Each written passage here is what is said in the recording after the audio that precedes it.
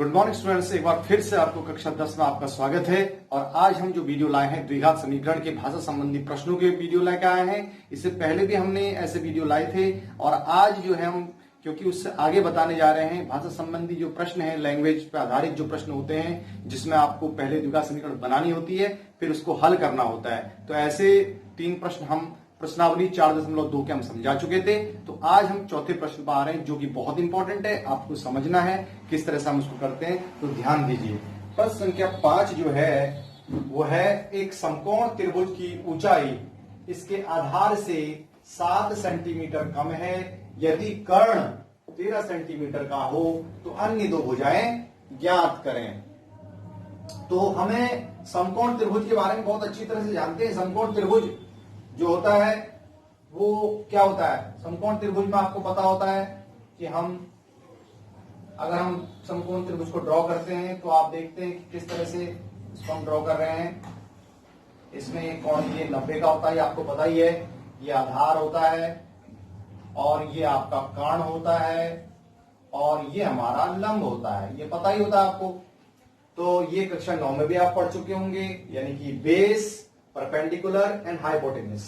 अब आप बहुत अच्छी तरह जानते हैं कि ये 90 अंश का कोण होता है। तो ये सभी को पता होता है। जो पाइथागोरस प्रमेय आपने पढ़ी होगी उसमें आपने क्या पता होता है आपको कि लंब का वर्ग और आधार का वर्ग वो कर्ण के वर्ग के बराबर होता है। तो बहुत अच्छी तरह से आपको ये पता होता है, ये जानकारी आपको होती है। तो अब हम प्रश्न को देखते हैं कि समकोण त्रिभुज है उसकी ऊंचाई इसके आधार से 7 सेंटीमीटर कम है, यानी आधार से 7 सेंटीमीटर। तो समकोण हमें क्या मानना पड़ेगा? समकोण त्रिभुज की आधार की भुजा क्या माननी पड़ेगी? x माननी पड़ेगी। तो हमने x मान ली। तो अब उसने कहा है कि ऊंचाई जो है वो कितने कम है? 7 सेंटीमीटर कम है। ऊंचाई का मतलब यानी कि x अगर आधार है तो 7 कम का मतलब माइनस कर दिया आपने, तो x माइनस 7 सेंटीमीटर हो जाएगा। तो ये आपको क्लियर हो गया। और कर्ण तो उन्होंने पहले ही दे रखा है कि यदि कर्ण 13 सेंटीमीटर है तो कोई दिक्कत नहीं है। तो हम क्या करेंगे, यहां पर पाइथागोरस प्रमेय को लगाएंगे। क्या होता है? लंब का वर्ग प्लस आधार का वर्ग बराबर कर्ण का वर्ग। ये कक्षा 8 से आप पढ़ते आ रहे हैं। लंब क्या है यहाँ पर? x माइनस 7 का वर्ग और आधार क्या है हमारा? x का वर्ग। फिर कर्ण क्या है हमारे को दे रखा है? 13 का वर्ग। अब यहाँ पर फार्मूला a माइनस बी का होल स्क्वायर खुल गया। a square plus B square यानी कि 49 माइनस 2ab यानी 7 गुना 14x प्लस एक्स स्क्वायर और 13 का वर्ग होता है 169। एक्स स्क्वायर कितने हो गए? 2x स्क्वायर हो गए। ये 14x ऐसे लिखा हुआ है, ये 49 ऐसे लिखा हुआ है, इसको प्लस का इधर के माइनस का हो जाएगा। तो 2x स्क्वायर माइनस 14x और ये कितना हो जाएगा इधर 159 में से 69 में से कितना 49 को लेस करेंगे तो 120 आपका बच जाता है। तो अल्टीमेट जो हमारे पास जो एक क्वाड्रेटिक इक्वेशन आती है वो हमारे पास आती है क्या? वो आती है हमारे पास 2x square minus 14x minus 120 is equal to 0। अब क्योंकि मैंने कहा था कि आप द्विघात को अगर कॉमन आ रहा है तो कॉमन पहले निकाल लें, छोटी बना लें, यानी x स्क्वायर और 7x और क्योंकि 2 से भाग देंगे तो ये 7 हो जाएगा 0। ये 2 उधर जाके 0 हो गया। तो एक इक्वेशन बन के हमारे पास आती है, ये आ गई हमारे पास। अब हमको क्या करना है? फिर वही मध्य पद तोड़ना है। किसी तरह से मध्य पद तोड़ने हैं, यानी कि पहला पद और अंतिम पद की गुणा आपको पता ही होती है कितनी लानी है आपको? 60। निशान पर हमें जाना नहीं है अभी। और यहां पर आपने क्या सोचना है कि 7 कैसे आए? 7 कैसे आए जोड़ने या घटाने? 2 संख्या आपने सोचनी है जिनको जोड़ने या घटाने पर 7 आ जाए और गुणा करने पर 60 यानी कि 60 आ जाए।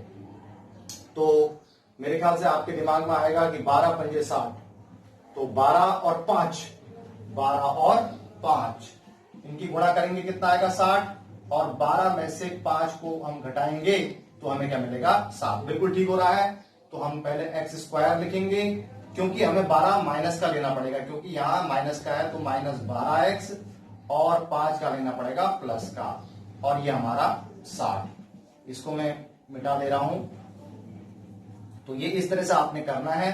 अब आप इन दोनों में से कॉमन ले लेंगे x, तो ये हो जाएगा x माइनस 12 और इन दोनों में से 5 कॉमन आ गया। 5 का भाग 60 में चला जाता, 12 बार जाएगा और ये हमारे पास एक जैसा आ गया है और ये हमारे पास x प्लस 5 बराबर 0।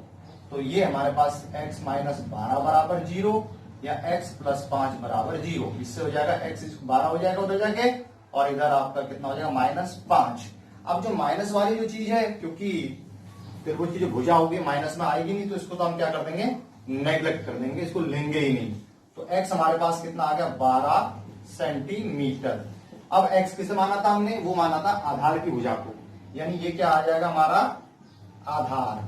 और जो लंबाई के बारे में बात करी हमने, वो क्या होगी x -7, यानी x माइनस 7, तो ये x कितना हमारा 12, और 12 - 7 यानी कि 5 सेंटीमीटर।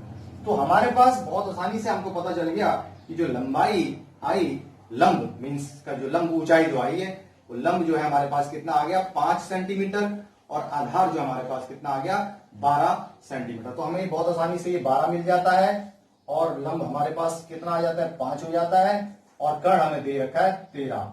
और ये अगर हम इसको तुम देखना भी चाहोगे कि हमारा सही है या नहीं है, तो आप आराम से पाइथागोरस लगाओगे। 13 का वर्ग जो है आपको पता ही होता है कितना होता है 169, और इनका इसका वर्ग कितना होता है 25, उसका कितना होता है 144। तो इन दोनों को जोड़ेंगे तो 169 और 169 दोनों इक्वल आ रहे हैं। इसका मतलब हमने बिल्कुल सही करा है। तो हमारे उत्तर आधार जो आ गया वो 12 सेंटीमीटर आ गया, और लंब जो आया वो हमारा 5 सेंटीमीटर। लंब को ही हम ऊंचाई कह रहे हैं। तो ये इस तरह से ये प्रश्न होते हैं। तो ये प्रश्नों को आप बहुत अच्छी तरह से समझना है। तो अब हम इन प्रश्नों पर आधारित एक प्रश्न और आपकी इस प्रश्नावली में है, उसे आप खुद प्रयास कर सकते हैं। और आगे हम अब आपको कल जो समझाएंगे वो जो आपका द्विघात समीकरण को दूसरी विधि से किस तरह से हल करते हैं, जिसमें कि हमारी द्विघात समीकरण को जो है श्रीधराचार्य यानी क्वाड्रेटिक फार्मूले से या पूर्ण वर्ग बनाने वाली विधि से हम आपको समझाएंगे। तो आपको कल की कक्षा आपके लिए बहुत इंपॉर्टेंट रहेगी। और कल तक के लिए आपके लिए धन्यवाद।